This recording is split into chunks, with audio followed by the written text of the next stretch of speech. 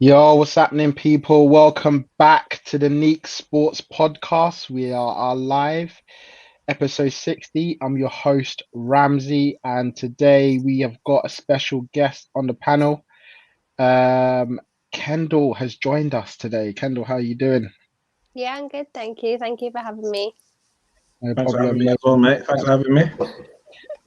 Neeks, regular. You're just you, isn't it? Guess it wouldn't be Neeks Sports without Neeks, I guess, innit? So he's back. Yeah, man, we're back. Another week of football was done, and we're back with an international break. We're into the international break season. Carl is joining us as well. Yeah, been a another big week of football. Can I just ask, is everyone happy with the international break? I mean, like for me, it's come. I need it. I need a break from football. Yeah, I absolutely need a break from like club football misery. Like, yeah. I'm tired of it. Honestly, I don't think I've ever been so welcoming of an international break in my life. I mean, I don't mind it, but I mean, I'm 2 days in, and I just want to watch football again. Honestly, all you need to do is go on like a streaming website and just watch a random stream. That's what I normally do. Like, I sat and watched. There's a couple of days I Newcastle weren't playing, and I was like so bored, and I was like, oh, I'm just gonna go and watch a random stream. So I started watching like Ghana and Uganda under-20s, and it was the final of the under-20 AFCON. I got right into it. I was like, yes, like let's watch it. And then I like watched the cup, them lift the cup and stuff. Under-20 AFCON. I mean, yeah. Sometimes the AFCON itself can be dire. Yeah, man.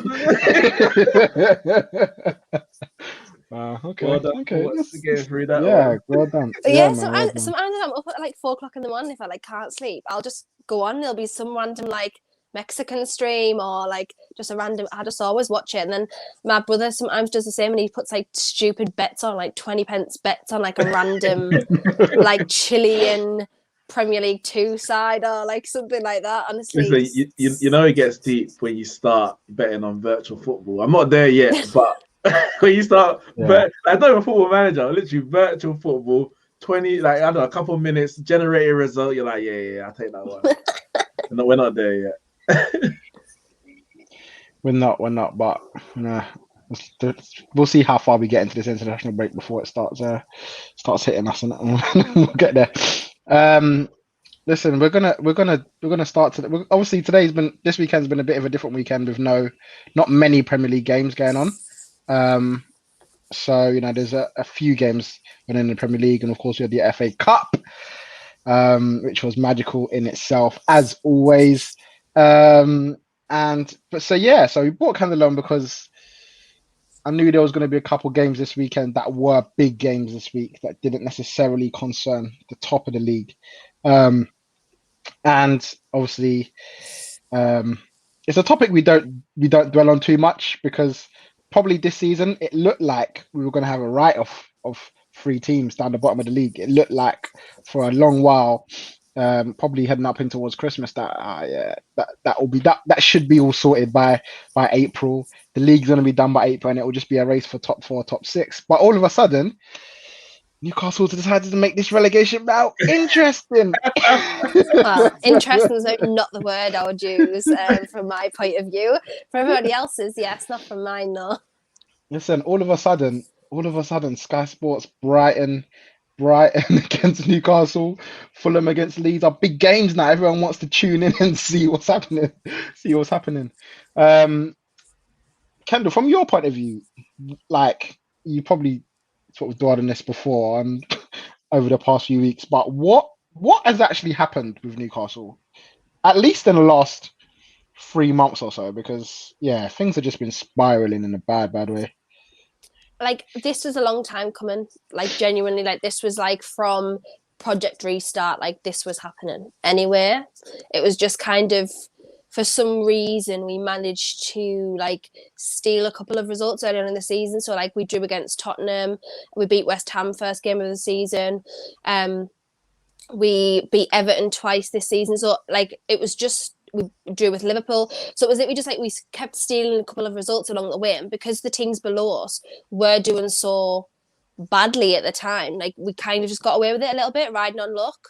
Unfortunately, that luck's ran out. Injury crisis has happened, so we've lost 5 with the introduction of Isaac Hayden, who unfortunately is out for the rest of the season now, due to just the horrendous injury that he got, like just out of the blue. Like it wasn't like nobody's fault; it was just a freak injury.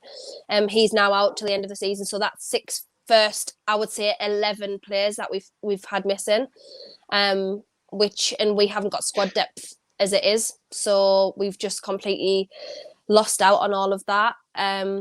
Obviously haven't had our best players, which is Almiron, Wilson and St. Maximin, because they were all injured for 4 weeks plus. St. Maximin's probably only played, I would say, 6 games this season. That could be wrong, but like I would say between 6 and 10 games maximum this season, because he's had 2 like long-term injuries this season. So we just can't score goals, can't do anything, can't defend. Sounds like what you're saying is it's not Bruce's fault, because obviously no, but I absolutely is. Even when we had those players back, we still weren't doing great. So, but that's just a little bit of an edge over why we weren't probably battling relegation so soon. But I mean, if anyone's watched Newcastle this season, not that anyone would choose to watch Newcastle unless it was their team was playing them. The football is horrific, like absolutely the worst football I've seen in my whole life, like genuinely, like as a Newcastle fan. And I've seen like Joe Kinnear, I've seen John Carver, I've seen Steve McLaren, I've seen Alan Pardew, I've seen Sam Allardyce, you know what I mean? I've seen some bad stuff, but this is the worst by a country mile. I mean, Steve Bruce's win percentage at this point is like 27%, which is trash. I mean, the way it's looking, like, the thing is, you don't even deserve to stay up. No, you don't even deserve to stay up. Like, you might stay up. I think you've played less games than Fulham, so you might get a little win. Yeah, we've got 1 game in hand. Yeah, so you say you win, you go 5 points ahead of them, and there's no guarantee Fulham are going to close in 5 points. But Fulham at least look like they're trying to win games. Newcastle are like they're trying to survive, and when you're trying to survive, generally in the end, you go down. You need to go out there like with a positive intent to actually win matches. It's like what Bournemouth did. Like eventually, like mediocrity just wasn't enough. Like, and that's just what we're getting dragged into at the moment. I mean, look at our form there. We've won 2 games since December in a relegation battle. Like that's just it's like not good enough. Like you cannot go into a game think that. And obviously, Steve Bruce is like, oh well, it's an accumulation of points. Right, well, where's the points coming from then? Because we can't even get one, you know what I mean? Like, so where's the accumulation of points that we can't even get? And I mean, if I'm honest, the next, I would say, how many games we've got left of the season? You've got 9. You've got 9 games. So we've got 9 games left, and I can physically only see us possibly getting points from 2 of them, which is Sheffield United and Fulham. The rest, we've got Liverpool, Man City, Arsenal, Leicester, Burnley, West Ham. Bloody hell. Man City. Spurs next. So I cannot see where we're going to get. I'm literally just looking at your fixtures now. Because you could, I mean, the thing is, you look at the fixtures from before, and you probably say that they're the ones where you needed to get the results. 100% these last couple of fixtures, yeah. Yeah, because you're looking at the rest after that, obviously, as you're saying, and if you don't win there, then it starts to look bleak. Sometimes, obviously, international break can give you a rejuvenation, but the reality is, if you're going into Spurs game and you lose that, it's like nothing ever ended. It just started. Yeah, honestly, I can see it going down to like the wire at this point, because I just cannot really see where we're getting any points from. And then the news has come out today that Steve Bruce has given everybody 6 days off. Yeah, I saw that. So I'm like, why? Like, what are you actually doing? Like, why are you here? Why are you avoiding work? Like, if I avoided work like that in the dire straits, like, I would just be sacked. Like, where are you going? But apparently he's a massive cricket fan. So that's apparently why he's doing it. I don't know if that's so true or what, but I wouldn't be frigging surprised at this point. Obviously, we heard about dressing room unrest with the whole who was it? Matt Ritchie? Matt Ritchie, yeah. Situation. That Steve Bruce obviously publicly came out with that, and usually that's the start. That's the start of the downfall when players start. You start hearing stuff from players in and around the dressing room about unrest. Apparently, there's a split dressing room, or the dressing room expected Steve Bruce to get sacked before. Yeah, well, some of them thought he was sacked, and then he never never got sacked. Like, what does that honestly tell you? Like, they genuinely thought he was sacked, and he actually wasn't. And obviously, Mike Ashley's obviously come out and given his seal of approval to keep going and keep the run going. How long? When does his contract finish? Is he next? Like, so he's got another season. Yeah, he was given a 3-year contract, so the end of next season. Okay. In your opinion, then, obviously no one wants to get relegated, but especially because I got a friend who's a Newcastle fan, and at times he's just like, look, let's just. Here's what happens. Sometimes, last time we went down to the Championship was the happiest time you've had. Genuinely, I always say that. It was probably one of my favourite seasons as a Newcastle fan. Honestly. Back-to-back winning games, winning a trophy at the end of the season. Is that if you stay up, the chances are Steve Bruce gets another year. Yeah. And then it potentially carries on again. Is the best case scenario right now, in long-term thinking, that you do go down. Obviously, financially is going to be horrendous, but could bring you some long-term success in the future, potentially. If I'm honest, right, I feel like at this point we're in a lose-lose situation, because if he stays up, they're going to look at that and think, okay, well, his objective was reached, like, you may as well just keep him for another year instead of paying him $4 million, to leave, to get sacked, whatever, because that's his like payout clause. And then if we do go down, they're going to look at it as a thing of, well, Steve Bruce has had probably his most success, if you want to call it that, in the Championship. So, well, why not just keep him for another year anyway? Because, he's got, I think, has he got record promotions from the Championship? So they're going to think that, well, okay, we'll just keep him for another year anyway, because he's good in the Championship. So I honestly feel like at this point we're just stuck with him till the end of his contract regardless. The only thing I can see different is if a takeover happens, if we stay up, then I feel like we'll get rid of him. But whether or not that's happening, that's been going on since literally this time last year. Yeah. So is that going to happen? Like, I feel like at this point probably isn't. So yeah, I just feel like we're just stuck with him now.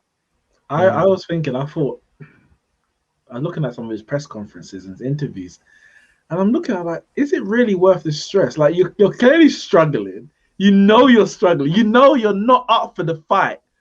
But I mean, maybe $4 million a year is just worth it. You're like, you know what? I can't do it, but as long as I live one more year, I got $4 million in the bank. Honestly, he's not even like a respectful, like, he has no integrity about him whatsoever anyway. Like, he's managed Sheffield United and Sheffield Wednesday, Newcastle and Sunderland, Birmingham and Aston Villa. So tell me where the integrity is in that. Like, there just is none. Like, he just has none anyway. So it doesn't surprise me that he is waiting for like a payout if he gets sacked. Like, the only thing is, I cannot see him. If we're allowed in for the last 2 games of the season, which is the talk, 10,000 fans are allowed in the last 2 games of the season, no chance he's going to want to stand on the sidelines in St James's Park. Absolutely no chance. There'll just be no way. He will just not even dare walk out, because he's had the easiest ride of anybody ever, like any manager ever, because we haven't been there for the best part of a year. So like we haven't had to shout at him at the dross that we've literally seen. So he's going to absolutely crap himself, to be honest, if that's the case. On the flip side, playing devil's advocate for a second, obviously we hear about atmospheres in stadiums, and obviously we've seen how toxic, for example, West Ham can be when the fans are in there, and then when they're not there, how great they are doing without fans. Somewhere like St James's Park, we've obviously seen it with somewhere like Anfield, where the crowd does play a massive part. I mean, you lot usually throw us somewhere up there in the heavens. Yeah, they can barely hear us when we're up there. But you guys are fans are a massive part of gearing your team on to go out and maybe win a game. So maybe when you're having a bad game and you're 0-0 or you're 1-0 down and the players feel like giving up, sometimes you get that extra boost. Do you feel like that's potentially played a part in the maybe being as low as you are, because you haven't had that support that the players usually get Yes, I do, because obviously, as you say, St James's is one of them grounds where the atmosphere does help a lot and does lift the players, but at the same time it's become so toxic, and Steve Bruce has, come in press conferences, called us keyboard warriors, and Peter Crouch has told everybody that we're to blame for the bad atmosphere. I'm like, we're not even there. Like how can we be to blame when we're not even there? So I just feel like it probably would be so toxic that it wouldn't be nice anyway.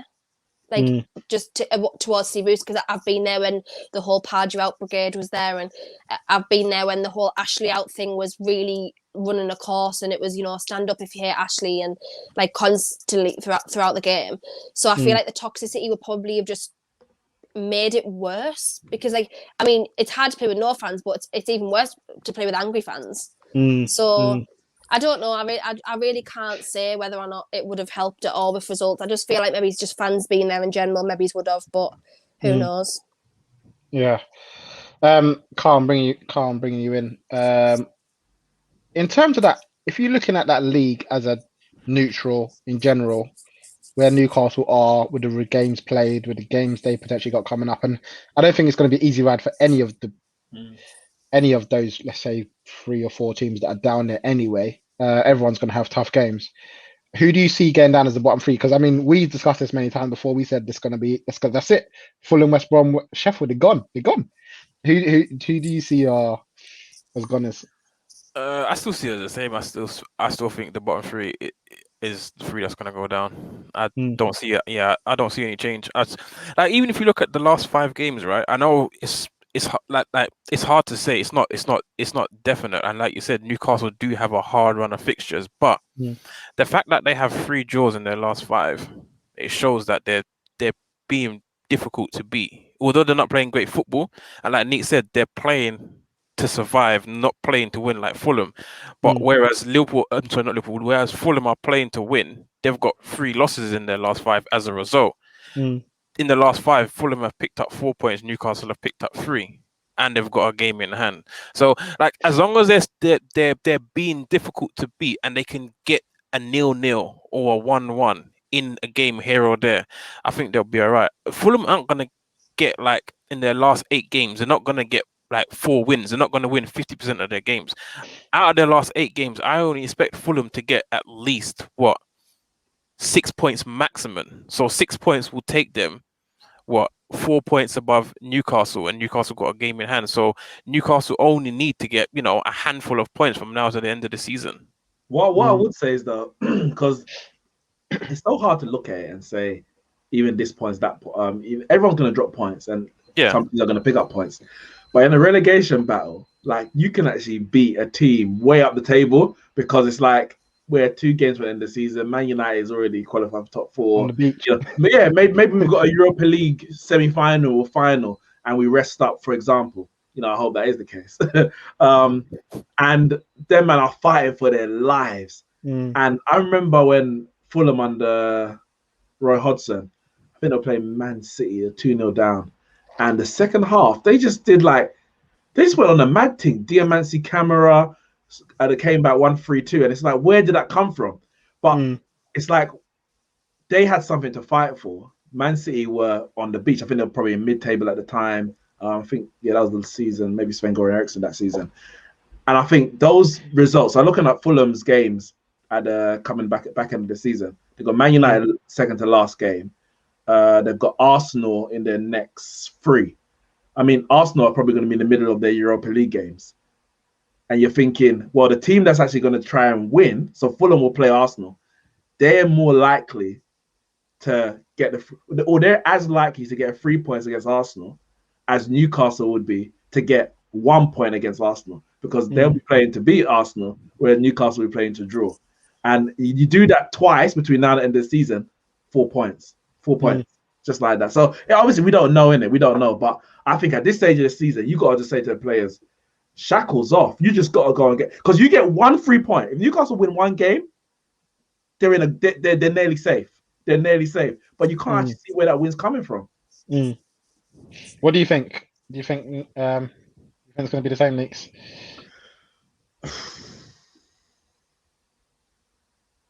better question yet, would the decider be between Newcastle and Fulham? I hope it is. That would make it exciting. I literally can't do it. I can't, honestly. I'm tired. Like, the last time that happened was when we won the championship because it went down to the last game of the season. And the only reason we won was because Aston Villa were playing Brighton and Jack Grealish scored in like the 92nd minute to beat them. So like that was the only reason why we won. I can't deal with the stress. I'm already entering cardiac arrest. I'm 26 years old and I'm probably going grey at this point. I can't deal with it. I can't. I'm gonna stick my neck out and I'm gonna say Fulham will survive. Damn. Don't stick your neck out, Nick. Just stop putting bad vibes in the air. You know the thing is, I actually like Newcastle. Growing up, like I never had a second team. But the other team I would look for in the league, was Newcastle. I like, when Patrick Kluivert, he was one of my favourite strikers when he was there. Then Lauren Robert, Nobby Solano. I like Kieran Dyer when they were playing UEFA Cup back then. But they've just gone down a bad path, and it's just like I don't even like them anymore. I don't like them. I'm not gonna lie. Who would? I don't even like them. Okay, so you think Fulham's gonna survive? I see it like Carl. I just feel like Fulham have been that nearly team all season. If they do it, it'll be great for them, maybe for London. But I don't see them do it. I don't see Fulham getting out of it personally. What do you, Kendall? What do you think? Do you think you'll make it? If I'm going to be honest, no, because as I said, I cannot see where we're getting points from. Like, genuinely, we can't beat Sheffield United. Sheffield United beat us already this season.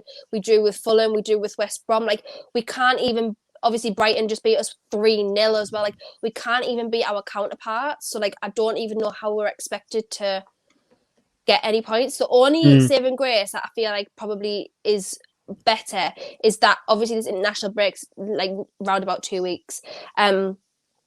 The players that are out probably going to be back there, like in terms of Wilson, St. Maximin, people like that are going to be back at that point. So hopefully at that point then we can like kick on a little bit. But just the way that we're going at the moment, just the issues that the club is having, I just really can't see it, because I just think we just go out not to get beat. We don't really go out to win, if that makes sense. So we'll see. I don't want to put bad vibes in there because I just told Neeks off for doing that, but so yeah, we'll still, but I don't want to look deluded because we probably won't. All right, we'll see. Plenty of games to go. Plenty of time to win or lose it. Well, listen, we're gonna, as I said earlier on, there was not just the Premier League this weekend. FA Cup was upon us. The magic struck again, potentially. There was a shock, would you say, in the air? Third place, Leicester beat second place, Manchester United, title challengers, Manchester United. And what Neeks? What we said? Ollie got a quarter. Is that what we're saying? That Ollie got a quarter. Yeah, you can't win. Literally, unless you win, we can't win. Because if he got to the final and lost, it'd be Ollie runner up. What? Ollie gonna run? I don't know, man. See, he's probably thought to himself, you can't get beat in a semi if you go out in the quarters. Yeah, exactly. So get off our back, man. At least that we don't know how to talk about it. You're not gonna, because if we got to the semi between now and the semi-final, it'd be like, okay, man, I get past semi, man, I semi. And obviously, like for me, I was gutted because we drew Southampton at half time. Yeah, and I'm just like, I sat there. And I'm like, say that again. The motivation's there. Half time. I'm sitting there like, oh my god, we got to pass to the final. But knowing these players, we're not even gonna do it. Like, it's just ridiculous. If we drew Man City, we'll be in that semi-final, and then we get knocked out in the semi-final. It's like I don't know, man. I don't know. It's not. You say a shock. I know you're tongue in cheek in it. Leicester are third in the league. They're at home. Like, they're a good team. They're a good team. Did you expect Ollie to rotate as much as he did? The fact, even though there's an international break next. Yes, because partly is his fault that he had to rotate as much as he did. Partly is forced. We've played the same 11 against West Ham and against Milan in the week, and he only made one sub over those two games. Now that's his fault. He didn't have to only make one sub. He could have made more, but he decided not to. I understand some parts why or why not, but when you're planning out a week, knowing that you've got an international break, you might say, all right, if I make a few subs here, I can have a better team in the Leicester game. But he seems to be playing very much game by game. So it's like, win this game. All right, that's over. Let's focus on the next one. Win that game. All right, that's over. And when you do that, then you come to the Leicester game, which is 3 days after the Milan game, and you had to change because Bruno had been playing non-stop. Rashford was injured, so he couldn't even start. If anything, I think he should have made more changes. I'm going to be honest, because there's some, like, I would have played Diallo, for example, on the wing, so maybe Greenwood wouldn't have played, and you could have maybe started Cavani as well. So he had to make the changes. I think he just went with the wrong balance of team because Leicester just, they deserved it. They dominated the game and deserved it. And what are you saying? I mean, obviously, you only got one more chance to win a trophy this year, which is Europa League. It's getting to that point now. The years start to go on. It's pressure. It's pressure. And I mean, he joined in December 2018. So people will use the fact that he's been there for coming up to 2.5 years. Because he came in as a caretaker manager. For me personally, I kind of write off that 6 months because he's a caretaker manager, and then he got the job 3 months into that. So really, it was 3 months in the job, and the only chance of a trophy he had at that point. He wasn't the FA Cup, got knocked out, which was before he got the job permanently, and then the only other opportunity of a trophy was the Champions League. When he got the job permanently, which was he obviously lost to Barcelona. So for me, I write off that season. I'm not saying you should have won something. That's a part of it. But you're Man United manager. Man United win trophies, even of our worst times. You know, Moyes won the Community Shield. I mean, he didn't deserve it. It was from the Premier League before, but he won it. Won the Community Shield. LVG won the FA Cup. Jose won the League Cup. Got sacked straight away. Yeah. You were at Wembley with me. Yeah. We were singing Jose Mourinho, all that kind of stuff. And then Jose won the League Cup and Europa League. This is his second full season. There's been progress, so I am willing to give him another year. A lot of Man United fans aren't. I can't control what they're saying, but ultimately we can't control what the board are going to do and the owners. For me, as long as he gets in top four, he will get another year. Talk about a new contract, whether he deserves it, whatever, blah blah. In terms of winning trophy, I think he said it's getting to that point. It's getting to that point because we know we are just a small hurdle away from winning a trophy, yet we can't seem to get over that hurdle. So yeah, it's pressure. Yeah. All right. Kyle. Yo. Whisper it quietly. The quadruple is on. Bro, can't even whisper that. You got a shout from the rooftops, bro. The quadruple is on. It is we got this, on, bro. We're running with it. We've been running with it for a couple of years still, but this must be the year. This must be the year that Man City win the quadruple. The thing is, right? They've literally only got to concentrate on one trophy now, and that's the Champions League. And the reason why I say that is because the league's done and dusted. Heard that one before as well. Spurs are diabolical. They're gonna dust up Spurs in the League Cup final. They're diabolical. Chelsea are bad. They will beat Chelsea in the semi-final, and then all they've got to do is beat Leicester or Southampton, which is a piece of cake. So all they've got to focus on is the Champions League. Everything else is already won. This ain't football manager, you know. This ain't football manager. Where you bought the whole database, you got Messi and Ronaldo on your team, unlimited fun. Like, I mean, I've got unlimited funds to be fair, but this ain't. You can't just focus on one competition. Because I hope they do. I hope they do focus on one competition, and then they get knocked out the FA Cup, knocked out losing the League Cup, and then they knocked out the one competition they're actually focusing on. All right, say no, never. Nah, Neeks, man, they're gonna win the quadruple. And you know what? I know what I'm gonna say next after they win it, but I'm gonna hold it until they win it. It's gonna be a surprise for you, lot. But when they win the quadruple, I got something to say. You're gonna be holding that for years. You're gonna be holding that for years. Listen, did I throw back in the voice notes from Spurs Champions League? Yeah. That's what we're gonna get when Haaland turns up at the Etihad and slaps in a quick hat trick. voice notes are plenty, and all you lot are gonna be like, damn.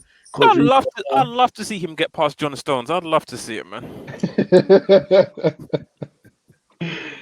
Right, listen, the man are informed. The man are informed, and the thing is with, I guess, obviously the problem is that they've obviously got hard draws now. Spurs, Chelsea, Dortmund, they have to get past, and obviously you know that they're gonna have PSG or Bayern. PSG Bayern. So yeah, as you said, I know you're saying they've only got Champions League to focus on, but they play Champions League midweek, and then they got I assume one of them probably the League Cup final on the weekend, Champions League midweek, and then the FA Cup semi-final on the weekend. So it's like, yeah, obviously they got if anyone's got the squad to do it, they've got the squad to do it. But with when it's a final, as in like League Cup final, it's a semi-final. You can't really be resting up. Like you can't really you know what I mean? You got to go for it, especially the final. Even the semi-final, they got to go for it. Do you know what I mean? They're in it. They're in it now. There's a reason why it doesn't happen often. There's a reason why. It's if it was so easy, you just turn up tomorrow and quadruple the year. Like we did it in '99. Sorry, treble. We did it in '99. Barca did it in 2009. Bayern did it last year. Oh, Inter did it 2010. That's 4 times in 20 odd years across all leagues in Europe. It doesn't happen often. So yeah, if they go one better in the quadruple as well, fair play in it. Investigate them for cheating and all that. Fair play. But it's not gonna. All it takes is one loss. Literally, Chelsea, boom, turn up, Mason Mount, quadruples off. That's it. I think Chelsea are the only ones that can challenge them in England, in my opinion, coming up, because I feel like next season, Abramovich is just gonna be like, you know what, let's just do what they're doing. Let's just get all the players they need. And obviously, he's probably the only other one in the league who is willing to part with his money like that. Mm. So yeah, I think that coming up, they're probably the only team that will challenge City in the next few years. The League Cup final, do you think Spurs can win that? No. Damn. I mean, what Jose does is trophies, but I just can't see it. I just can't see it at the moment. They can. I don't think they can do it. Jose can do it because, and if anything, this is the perfect way to do it with Jose. You get battered in the League Cup, in the Europa League, you go out, you lose the North London derby, all the pressure is on. All the pressure is on. It's like it's Jose's way. It wouldn't be right for Jose to go through the Europa League, win his last 5 games, go run up into the League Cup final and win it, and all things are good. Because there's got to be that balance of I don't know. I've spoken to Spurs. I've heard some Spurs fans on the radio saying they'd rather lose the League Cup final just so Jose can get sacked. That's the kind of way he goes into finals. He goes in with that kind of sack me if you want, but you know what I mean, I'm winning your first trophy for how long? And the thing is with Spurs fans, you have to, if he wins the League Cup, that's why he was here. I mean, Neeks, you said at the start of the season, you think Jose's almost definitely going to win a trophy because that's why he's here. I mean, Jose wins trophies. It's just what he does. We pay taxes, we breathe air. Now we wear masks. Jose wins trophies. That is just what he does. And there's nothing you can do about it. There's literally nothing you can do about it. He'll get sacked. He also does that as well. He'll get sacked. Don't get it twisted. He'll lose the dressing room. That's a guarantee. He will lose the dressing room. But Jose wins trophies. And yes, Spurs are the underdogs for the final. But I can actually see them winning it. I can actually envisage them winning it because it's just what they'll finish 8th as well. That's what they'll finish 8th. And Jose will just say, bam, 2 banks of 4, Son and Kane. Just win it for me. It's just crazy. I don't know how he does it. But once he got to that final, I'm like, well, that's ticked off. Win that. I mean, for him, he's probably just unlucky that they didn't play in March. Because if they did, then maybe the fans wouldn't be on his back as much as they are. Because obviously they delayed it to the end of April or whatever. But yeah, I mean, it's potentially it, but obviously we had the Kane injury at that time as well. So it came at if Son's now injured now. So he'll be recovered. So you expect him to be fit and ready to go. Kane's obviously there. And then obviously, if he wants to do the Bell thing, he can go with Bell. But yeah, you said it's probably going to be he's going to do what got him some results this season and just stink out the place and catch man on the counter attack. Because obviously Pep's going to have the ball majority of the game. That's Jose's going to be like, let them have the ball. Just don't sit. And he's not going to get battered. It could be a close game. Man City do win it, but like he's going to try to stink it out as much as he possibly can. And as I said, I can't rule him out. But at the same time, the quadruple is firmly on. It's firmly on. Before we move, there was a couple of stories that come out today. One of them was with Gareth Bale saying that he's definitely going to be leaving Spurs at the end of the season. This is obviously the time, international break, where the stories break and man do interviews with I don't know, his WelshTV.com or whatever it is, and these are where the stories come out. And then the Athletic had a story in there today about Harry Kane and saying that sources closest to the Athletic saying that they think Harry Kane's going to stay at Spurs for the rest of his career. So you got sort of two contrasting. Obviously, the Athletic one was more rumor based. Bale one was more, I'm going to. Yeah, Bale said I'm going to go. He literally said it. Yeah, he said I'm gonna go. What did those two things say to Spurs going forward? Kane staying for the rest of his career and Bale not wanting to stay, probably because he wants to get back to where he was and probably doesn't want to be in this mess anymore. He literally just used Spurs as a gym. Like, he just said, let's just get my fitness up and just move on with my life. Like, he does not care about him. Like, he literally just said, like, Spurs and inshallah, like, that was it, bye. Like, leave me alone. Like, he does not care. Like, imagine your club legend saying that. Like, anybody saying that about you, like, your club is horrible. But, like, literally a club legend, like, when I saw that day, I was like, no way, he didn't say that. No, but he really did. He really did. He did. We spoke about this before. It's just so cheeky. I don't know what it is. Like, I feel like they're out of the club bubble, so they feel a bit more free to just do these interviews and just say it without it being any sort of comeback on it. But there's no press officer around. No one say, hey Gareth. There's no way he's saying that in the Spurs camp. It's literally every international break there's a story. Usually, like, I'm just like, oh, Pogba, don't speak to nobody, please. Just say no comment. Because whatever you say, whether it's good or bad, they're gonna twist it so it's bad anyway. They're gonna, and then you get the real translation that, oh, that's what he meant. But by then it's too late. It's 2 days, and you're trashing it, you're dragging it through the dirt on Twitter. I'm just like, why? Why are you talking? Don't say anything. But Bell started early. Like, it's just Tuesday. And Wales is only around the corner. You didn't have to go too far. Oh, it's mad. Yeah. But for me, I think, no, Kane has to leave, man. Kane can't stay there for his career. Unless, it's not going to happen. Spurs are not going to be seriously challenging for trophies. I mean, under Mauricio Pochettino was probably their best chance to do it in terms of Premier League, Champions League, the major trophies. And Kane is good enough to be challenging and winning those trophies. So he can't stay at Spurs for the rest of his career. He will win a trophy, the League Cup, a FA Cup, but that's as far as it's going to go. And where do you think he's going to go, though, genuinely? Newcastle in the Champions. God, this time last year was Mbappe at Newcastle, you know what I mean? That's how far we've fallen. Oh yeah, that picture of all them players at Newcastle. God, I think he could go anywhere. Like, I understand the amount that he's going to cost, probably about 150 in this market.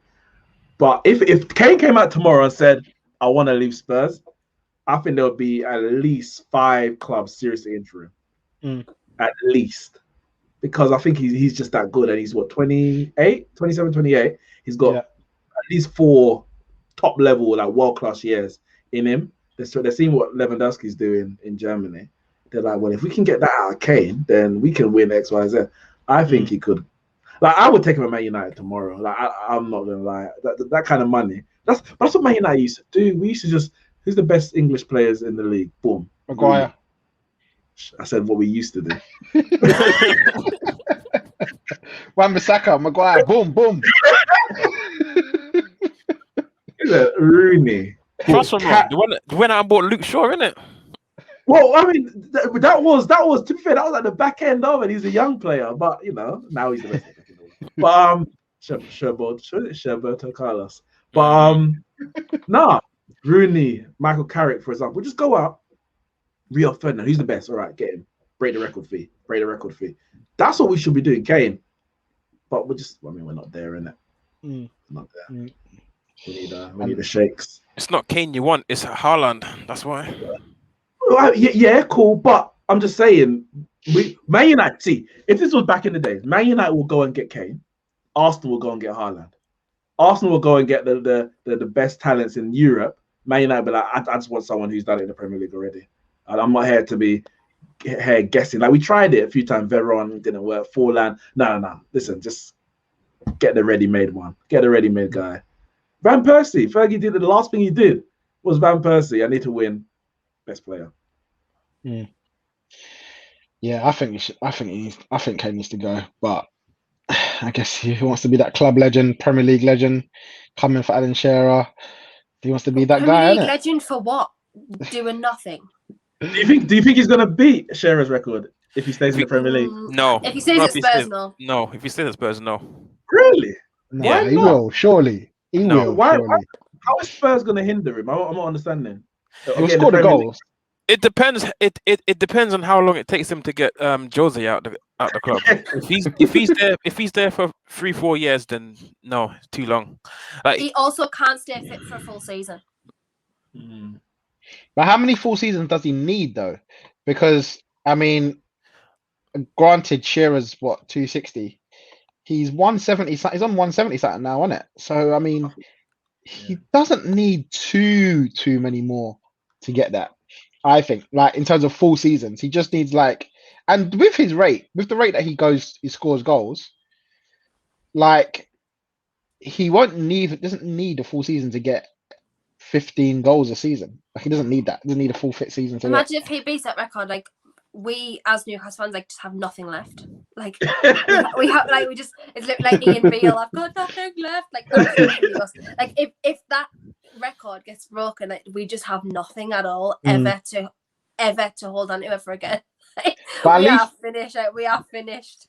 But at least Shearer won his Prem early, innit? He got it out of the way. He got the medal. Then he thought, yeah, now I'll go home and just relax and get my goals. Whereas Harry ain't done that yet. And I think if he doesn't go, he will regret it. Like the way these lot talk about it, Ian Wright and Shearer and Lineker, they all banter each other on the medals and stuff, and he won't be involved. He has to win the Premier League. He has to win or Champions League. He has to. I'm just looking at his numbers, like 2015, 21 goals, 2016, 25. Then he gets 29, 30. The last 3 years he hasn't get 20 to be fair. 17, 18, and 17 so far this season. Like, the guy's a goal machine. But he ain't got one medal. He ain't got just one. He ain't got one medal. Like, what's it for? Like, he's won, but at what cost? Like, yeah. You know what I mean? Like, he just hasn't got anything. Yeah. I said, if he doesn't win anything, his name would just disappear into history. Like, by the end, like, in a few years, but maybe a decade or so, he'd be like, oh, remember that top striker we had in England? That's it. Oh, what was his name? Harold? We ain't calling Harry no more. Harold? Oh, yeah, he was all right, innit?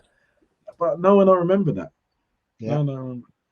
I mean, it was close. Could have been a Champions League winner. Could have been a World Cup winner. But we'll see. Maybe he wins the Euros. One little Euros and that's it. Right. We're gonna take a trip across to Spain. We're gonna take a trip across to Spain because I know Kendall is a big fan over there of Atletico Madrid, and we got Carl, our resident Barcelona fan, who is screaming up the place in the chat every time Serginho Dest scores a goal. Because I guess the title race is firmly on. Look at the form. That don't even show the true picture, bro. It's more than just 5. 28 games played, 10 games to go. Kendall, what's your thoughts on Atletico at this point?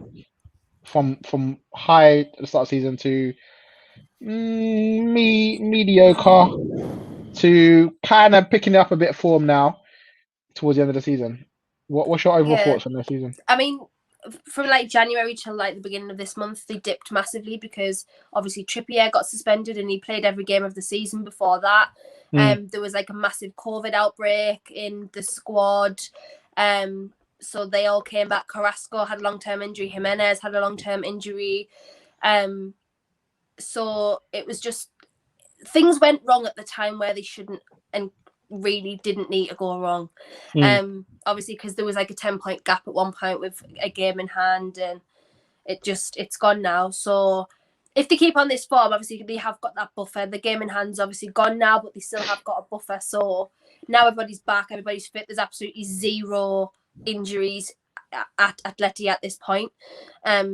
Like nobody's injured, no one's even missing. So hopefully now they can go back to the format they were on at the beginning of the season, and start playing attacking football again. Because I'm not gonna lie, like that first leg against Chelsea was like the worst thing I've ever seen. Like literally 6 in the box at any one time. Like it was horrible. It was so bad. I don't want to see that again.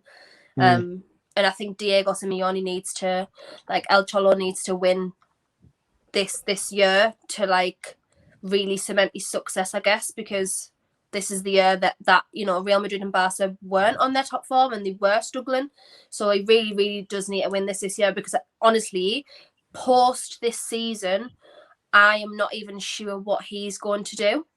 Because I mean, like he's been at Atletico now like 10 years. So like if you don't win the Liga when you've literally been top pretty much most of the season, like where do you really go from there in a year where it was yours to lose? I thought it was done at one point. I was like, this is all wrapped up. There's no way Barca's coming. Like Barca were in a mess, like off the field, on the pitch. And the Messi's just found this form. Barca, like obviously with the news that the president was no longer going to be there, that probably lifted like a cloud over the whole club, lifted that off there. And you know, granted they're out of the Champions League as well, both of you are, so that's not too bad in terms of a fixture pile up. But Barca they're flying. The goals are flying in left, right, and centre. And 4 points, considering you have to play each other still, that is not a lot. That's not a lot of points. No. I said the other day, if Simeone doesn't win this league, he's absolutely bottled it. Yeah. From where they were. Remember, obviously they had the games in hand, so they weren't. I guess we talked about them like they were wins, but obviously they weren't because they haven't been played. But it looked healthy. You have like a 5-6 point lead, and you got 3 games in hand. You're like, wow, that's you know what I mean. That's like 7, 8, 9, 10 points or something like that. Could be as a healthy lead, and he's obviously let Barcelona and Real Madrid. Real Madrid just they ain't getting away. They're still sniffing around. To come back into it and I guess bring a title race. So I'm still on that. agenda. If Simeone don't win this league, he's completely bottled that. Carl, Barcelona back. Man, I don't want to say that Barcelona back. Obviously, I shout it in the chat because I'm just excited that they're winning games, but I wouldn't say that they're back. But I definitely also wouldn't say if Atletico don't win this league, they've bottled it. And I tell you why I wouldn't say that. Because if you look at it from the beginning, start of the season, everyone's played 0, right? If you came out and said, Atletico finished the season with, somewhere between 75 to 80 points and got like 25 wins, between 25 to 27 wins, right? You would say, whoa, Atletico have done extremely well this season, right? And you have to remember, at the start of the season, when Barcelona played their very first league game, there were at least 12 of the teams in that league had already played 3 games. Barcelona's season started so late. They were already 9 points behind a lot of teams. So they started in relegation zone. People were like, Barcelona, probably like, I think we won our first game, drew our second, and then our fourth, lost our 4th game. So we already had like a draw and a loss to our name after the first 4, and people were on like 7-8 games played. So it looked very, very appalling. But, once the season started leveling out and people started, playing the same amount of games and, Barcelona climbed up the table. Like, if you look at the table now, Atletico still have 20 wins out of the 28 games they played. By no stretch of the imagination is that a bad return for Atletico. That is actually a very, very good return. So to say, if they bottle it from here, I mean, if they don't win it from here, they've bottled it. I don't necessarily agree. And especially if they still got to play Barcelona. If they lose to Barcelona, right, and draw one other game for the rest of the season and Barcelona win the rest of their games, I don't think they've bottled it. They've just, they just lost to a better team. But things change throughout. I'm on mute. No, things change throughout the season. You take let's say for example, nobody expected Leicester to get to the final of the FA Cup at the beginning of the season. But if they don't get to it now, they've bottled it because they're playing Southampton in the semis after being Man United in the quarters. Maybe nobody said, Spurs are going to win, will get to the League Cup final for argument's sake. I don't know if they did. But then they played Brentford in the semis. If they didn't, they bottled it. Things change as the season goes by. So at the beginning, no. But when you're 15 or whatever points clear, they were 13 at times or whatever. And that was with games, I think, that normal amount of games played or whatever it might have been. You can't throw away from there. Do you know how much points that is? That's a lot of points. That's a lot of points. Like all you have to, because you have to just refocus your mind at that point. And it's not like Atletico are some lowly club. It's not like it was. Let's say if Leicester didn't win it in 2016, I don't think anyone could have said they bottled it because they're not even used to even being up there. People were like, maybe they might qualify for Champions League, but we're expecting them to drop off. Atletico's won the La Liga recently under the same manager. They've got to 2 Champions League finals. So they're used to being there or thereabouts without actually going the full way all the time. I think you have to say they bottled it if they don't, personally. Even if they ended on, I don't know, 18, I don't know how much points they can get, 10 or 30. Let's say they ended on 90 points and Barca picked up by 91. I don't care, you bottled it because you should have got 92. Like, sorry. Like, it's mad. No, man. No, you got to look at it. You got to look at it as a whole. You got to look at it as a whole. You got to look at it as a whole. Like, okay, at the start of the season, cool. Like, if you said Atletico are going to be top with 28 games played, I probably wouldn't have said that. Agreed with that. But they've done well to get there. Cool. But if you're taking it at a certain stage of where they were and how far they were ahead, like how we said for Leicester last season, look how far Leicester were in December. Leicester were cruising in Champions League places in December. They lost it on the last game of the season, Champions League place. They lost it to Man United. You could say they still bottled it, even though they lost it to Man United, who are arguably a better team. They bottled it because of the way that they played from December till. Ramon, realistically, how far ahead were they? Because they've only dropped points in 8 games. In 8 games, they have 20 wins out of 28, right? So what you're saying is that by now they should be nearly game perfect, maybe 25 wins out of 28. What you're saying is unrealistic. They've won 20 out of their 28. They've only dropped points in 8 games, and this is teams that I think they've played Real Madrid twice. They've played Barcelona once. I think the Barcelona game was a 1-1 draw. I can't even remember. I think the first game was a draw. They've played Sevilla, who are in 4th place. They've played some big teams and some teams that they've played twice, and you're saying that they should have more than 20 wins out of the 28 games that they played. They should be further ahead. I'm not saying they should have any more. I'm not saying they should have any more than they have now. I'm just saying, come the end of the season, if they don't win it, like, you know what I mean? Like, I mean, Simeone would probably say that. They had it in their hands the whole season. They had it in their hands. Even if Barca go on to win every game for the rest of the season from now to the end of the season, if they don't win it, are Barca going to do that? I mean, they're currently doing it. Okay, but you have to look at also the context of them dropping their point and who they've dropped it to. Like for me, the Madrid derby was a massive chance for them. They conceded some late. I can't remember how late it was. Late. It was like 82nd minute. So it's those moments where it's like, all right, this is the time to go and either win the game or hold on to this.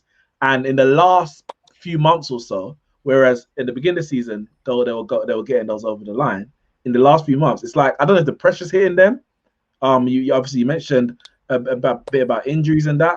I don't know. I'm seeing draws against where are Levante in the table? Levante are 10th. They're going for a title. They're drawing Levante.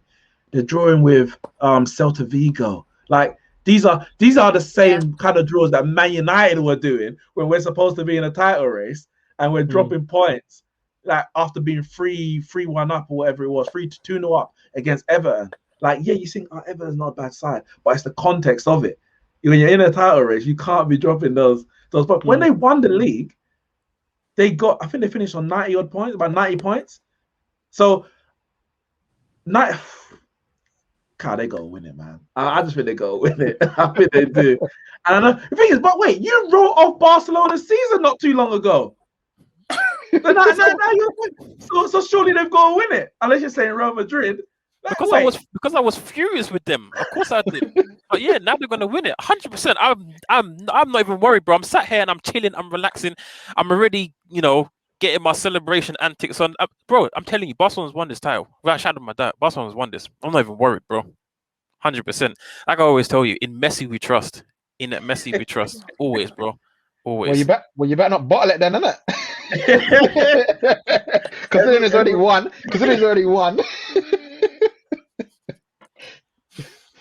When's the last time you even lost a game?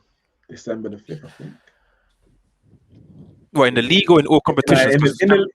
In the league, obviously. I remember you got slapped up by Kylian Mbappe. Absolutely slapped up, bro. Absolutely slapped up. Kendall, how do you see it? If Atletico don't win the league, how would you see it from a fan point of view to say, when this, don't come around this often, the chance to win the league in the past 10 years? How would you see it from a fan's point of view if you don't win it? Yeah, 100% agree. Like, obviously, yeah, like as Kyle's saying at the beginning of the season, you wouldn't have thought that, and you'd been like, fair enough. But now, because at one point, as I say, I can't actually remember whether it was 10 or 12 points clear with a game in hand at one point, and you just think to yourself, well, why is that lost? Like, why have you lost that? Obviously, there has been injuries and it's come at a wrong time. Trippier's bet in suspension because a lot of our play came directly from his side, like him and Llorente, and then obviously Suarez. So he was a big miss. So yeah, I actually would personally say, looking at it subjectively, that yeah, you would have bottled it at that point because, as I say, it was ours to lose it. Pretty much the first 2 quarters of the season. Quick question. The 10 or 12 points clear with a game in hand, I'm pretty sure that was only ever over the team that was in second, not over Barcelona, because Barcelona have always had games in hand. It was only whoever was second at the time, not Barcelona. Yeah, because Barcelona have always had more games in hand over anybody else because their season started so late. So, but they would have been further back in terms of points. Yeah, but they've got games in hand though. Yeah, but it wasn't. I remember at one point, I can probably try and get a live league table up, but I remember at one point where even if it was literally a case of even if Barca win their games in hand, they're still double digits behind Atletico. I'll double check it, but I'm sure that was the case. Because your points drops happened a lot at the start of the season. It didn't you've obviously gone on a great run now to get back in it, but your points drops, Barcelona's points drops were a lot earlier on. So you've won. You've done. Don't get me wrong. Barcelona have done very well to get back into this. The fact that they're 4 points behind is more credit to Barcelona than it is to Atletico, because you guys have pulled you away. No one expected you to necessarily go on this kind of run. So, I mean, yeah, that's. Still a long way to go. And I guess we'll have to give the credit to them. And listen, don't rule out Zinedine Zidane. I'm ruling him out. Why? How can you rule them out? I'm ruling them out. They're not good enough. They're not good enough. They're in the Champions League quarterfinals. They're not good enough. They're in the Champions League quarterfinals. No, I know, but they're also not going to win Champions League. They're not good enough. They won more Champions League than you. One more Champions League than anybody. Oh, they're good enough, then, isn't it? Yeah, I hope they win Champions League. I hope they win La Liga. Actually, no, I do like Atletico. I give Kendall something. Newcastle relegated. Atletico win La Liga. Imagine, I'll just never watch football again if we bottle the league from here and then Newcastle get relegated. I'm finished. I'm going to watch NBA. I just can't deal with that. Come on, Messi. Yeah. I mean, I would have wanted Atletico to potentially win the league until they tried to halt us getting Thomas Partey and didn't really want to hand that over. Didn't really want to hand over the goods. But sly last day of the transfer window with a little release clause slotted in there. Slyness. They knew we were on it. They knew we were on it from day one. They didn't want to release them earlier on when we gave them the money. They wanted us to pay the release clause. Well, cool, innit? We did it when we Because felt at that ready time, to do it. Because the recruitment policy for Atleti for a long time has been 1 in, 1 out, and you're always replacing like for like. That's how the systems worked for a long time. So at that point, well, we gave you Lucas Torreira. An upgrade. We gave you an upgrade. Doesn't even barely play. So like we didn't have a replacement, which was their detriment, because obviously, as I said, that's their recruitment policy 1 in, 1 out. So that's why they didn't really want to let Partey go in that circumstance, because he didn't have the replacement. But obviously then they couldn't really do anything towards the end because release clause was played. They couldn't really do anything. So and then the league let you buy someone else, innit? Who was it they let you buy? Kondogbia. Yeah, Kondogbia after it closed. After it closed, well, I guess he's not even playing, is he? He can't get in. Can't get in. No. Okay, cool. He's not it. That's all I've got to say. He's not it. I think that was like a last minute rush to say like, it was just someone who was willing to come and who was available at the time. That's just what happened, unfortunately, and is what it is. I mean, they prefer like Corker to play DM rather than like him. So it is what it is at this point. Okay, cool. Kendall, thank you for coming onto Neeks Sports podcast. Can you debut on the Neeks Sports? Can you let the people know where they can find you, where you're at? Yeah, thank you for having me, by the way. Just Kendall Rowan if you want to find me on all socials and on YouTube. And then obviously you'll find me with Neeks over at the Football Terrace, Wednesdays and Sundays specifically, and Fridays for the show that I host as well. Link will be in the description, so make sure you click that. Yeah, click that, check out. Thank you for coming on. Thanks, guys. Enjoy the rest of the show. We'll sure you have you on soon. Thank you, definitely. Thank you. Bye. Thanks a lot.